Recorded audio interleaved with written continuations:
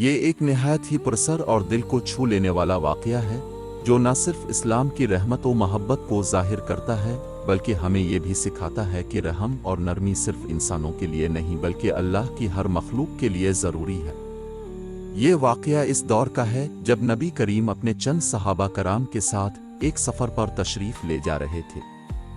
راستے میں ایک ہری بھری وادی سے گزرتے ہوئے ایک درخت کے نیچے سے گزر ہوا میں ہلکی ٹھنڈک تھی، پرندوں کی چہچہاہٹ فضا میں گونج رہی تھی۔ انہی درختوں میں ایک گھونسلہ نظر آیا جس میں ایک ننھی چڑیا اپنے چھوٹے چھوٹے بچوں کے ساتھ بیٹھی تھی۔ وہ پرندہ شاید اپنے بچوں کو دانہ کھلا رہی تھی یا ان کے پر صاف کر رہی تھی۔ یہ منظر نہایت پیارا اور قدرت کی خوبصورتی کا مظہر تھا۔ نبی کریم کے چند صحابہ کرام میں سے ایک صحابی آگے بڑھے، انہوں نے محبت اور تجسس کے جذبے سے وہ ننھے بچے گھونسلے سے اٹھا لیے۔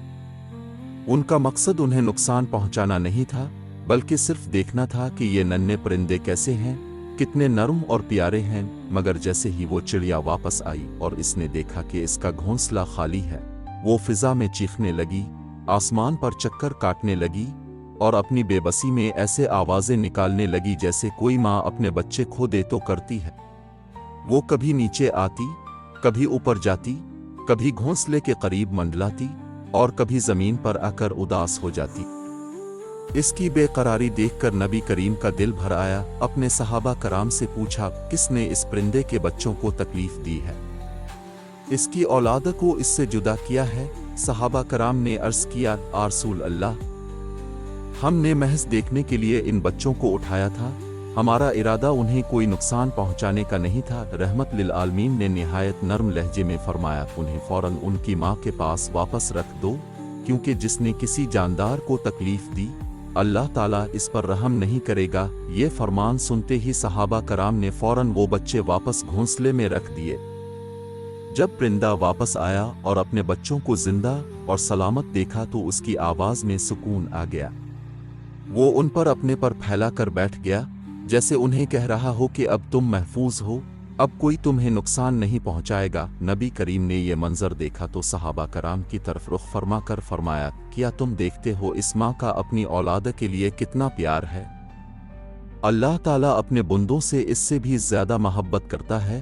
یہ جملہ سن کر صحابہ کرام کی آنکھوں میں آنسو آ گئے۔ وہ سمجھ گئے کہ اسلام صرف نماز، روزے یا ظاہری عبادت کا نام نہیں بلکہ دل کی نرمی، احساس اور رحم کا نام ہے۔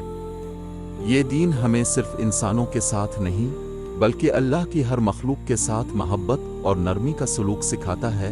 اس واقعے سے یہ واضح ہوتا ہے کہ اسلام ایک مکمل ضابط حیات ہے جو ہمیں نہ صرف انسانیت سکھاتا ہے بلکہ جانوروں، پرندوں، درختوں، حتیٰ کہ زمین کے ذرے ذرے کے ساتھ بھی انصاف اور رحم کا حکم دیتا ہے۔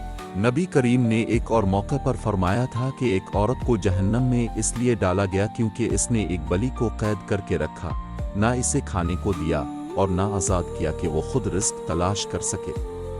اور ایک دوسرے موقع پر فرمایا کہ ایک شخص کو محض اس لیے جنت نصیب ہوئی کہ اس نے پیاسے کتے کو پانی پلایا۔ یہی اسلام کی تعلیم ہے کہ رحم ہر جاندار پر کیا جائے۔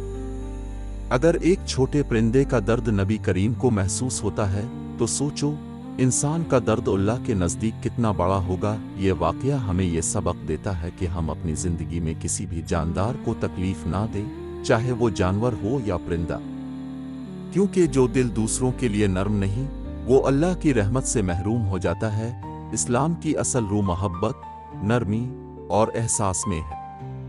نبی کریم کی زندگی کا ہر لمحہ اسی پیغام سے بھرا ہوا ہے کہ رحم کرو، چاہے وہ انسان ہو، جانور ہو یا کوئی ننھا سا پرندہ، کیونکہ جو رحم کرتا ہے اللہ اس پر رحم فرماتا ہے۔ اگر آج ہم اپنے دلوں میں اس احساس کو زندہ کر لیں کہ اللہ کی ہر مخلوق ہماری طرح محسوس کرتی ہے تو دنیا سے ظلم، سختی اور بے رحمی کا خاتمہ ہو جائے۔